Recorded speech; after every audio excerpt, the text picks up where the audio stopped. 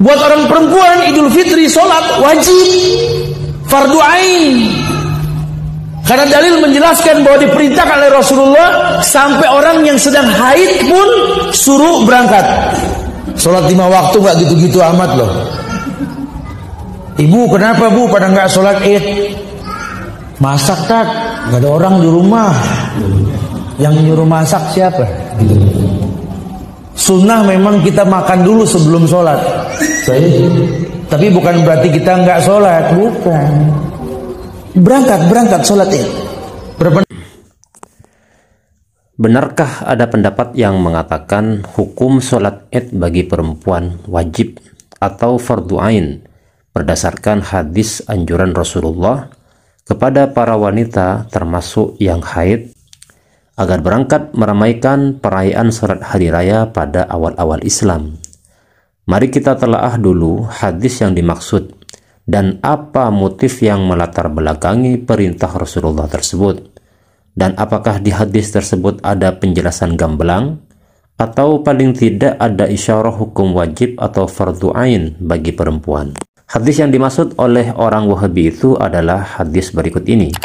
An Ummi Atiyah qalat kunna nu'maru an nakhrujah yaumal 'id hatta nukhrijal bikrah min khidriha hatta nukhrijal huyadah fayakunna khalfan nas fayukabbirna bitakbirihim wa yad'una bidu'aihim yarjuna barakata dzalikal yaum wa tuhratahu.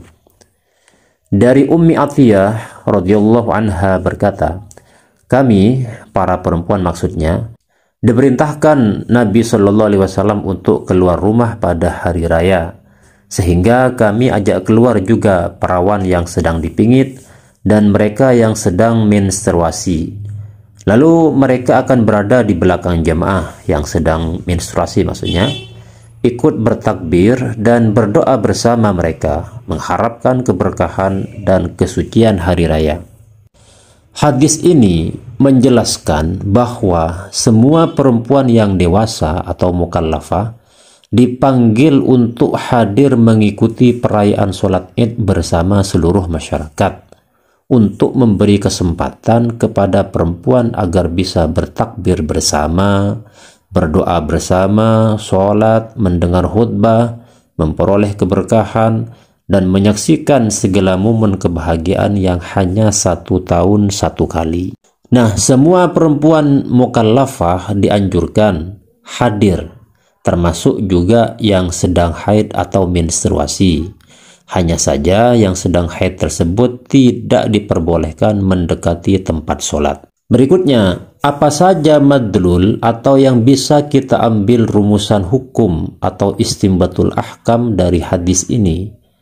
Dalam hal ini Mulla Ali Al-Qari menegaskan, dari hadis ini, kata beliau, bisa dilakukan istimbatul ahkam, diantaranya wanita haid tetap diperbolehkan berzikir. Juga mereka boleh menghadiri momen-momen kebaikan dan majelis ilmu dengan catatan tidak boleh berdiam di tempat ibadah, baik itu masjid maupun musholla.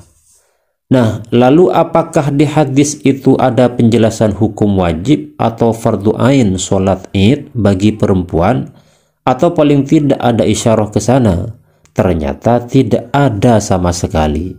Jadi tidak ada hukum wajib atau fardu ain sholat id bagi perempuan sebagaimana yang dituturkan oleh orang Wahabi yang sok tahu itu. Kemudian jika begitu, jika memang tidak ada, apa kira-kira latar belakang Rasulullah memerintahkan para wanita juga ikut nimbrung dalam perayaan sholat id tersebut?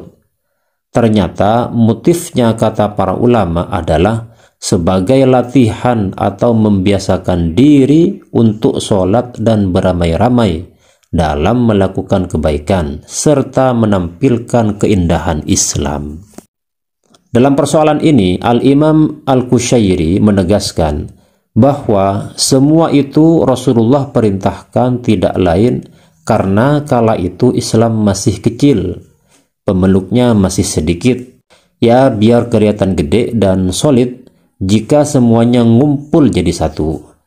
Jadi musuh Islam mikir 2 kali mau ngusik umat muslim kala itu. Kemudian terkait dengan hukum sholat id, jelas ada perbedaan ya, perbedaan pendapat dalam 4 madhab. Ulama Malikiyah dan Syafi'iyah mengatakan sunnah muakkadah. Kemudian ulama Hanabilah mengatakan fardu kifayah, tidak sampai fardu ain. Sedangkan ulama Hanafiyah mengatakan wajib. Nah, paham saya, dai Wahabi yang sok tahu dan sok benar itu, tapi justru salah total, gagal dalam memahami wajib versi Hanafiyah ini. Mungkin otaknya mengira wajib dan fardu sama atau semakna. Padahal menurut ulama Hanafiyah, dua terma itu berbeda. Artinya wajib dan fardu tidak sama menurut mereka. Perbedaan itu dilatar belakangi karena perbedaan dalil yang mendasarinya. Nah, konsekuensi meninggalkan perkara wajib dan fardu menurut Hanafiyah sama tapi beda.